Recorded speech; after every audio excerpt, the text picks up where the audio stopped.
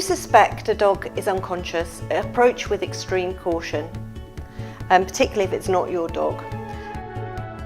Any injured dog is far more likely to bite you, so they may not be unconscious, so just be careful. Approach them from behind. Ideally touch them with your foot first. If not, there's no response when you do that, then touch them with the back of your hand. It's far less intrusive than the front of your hand. Keep looking for any sorts of response at all. If there's no response, then you need to check their airway. You are only going to be looking after or approaching a dog that is your dog or a dog that you have permission to help.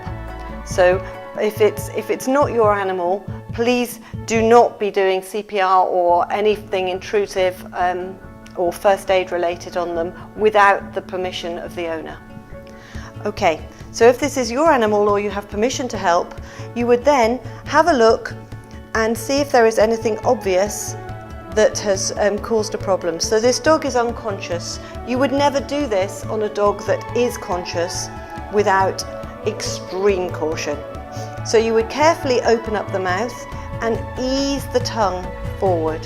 So pull the tongue forward, because the tongue, when they're unconscious, will roll back on itself. And have a look and see if there is anything obvious that is causing an obstruction and has led to them being unconscious. Okay? And if there is, you can just carefully remove that. Okay? So they are unconscious and you need to see if they are breathing. If they're unconscious and breathing, you're going to put them in the recovery position, as we've showed you on a previous video, where you will extend their airway and get them for veterinary help fast. If they are unconscious, they are not breathing, so when you check to see if they're breathing, you can't see their chest move, you would then check for a pulse. And the easiest place to find the pulse is in the femoral artery here and the back leg, and you would feel it with your fingers here. Just apply gentle pressure. If there is a pulse, then what you would be doing is ease the tongue back. You would squeeze their jaw together like this, and you would breathe into their nose. When you breathe into their nose, you will see the chest rise. So you would breathe into them.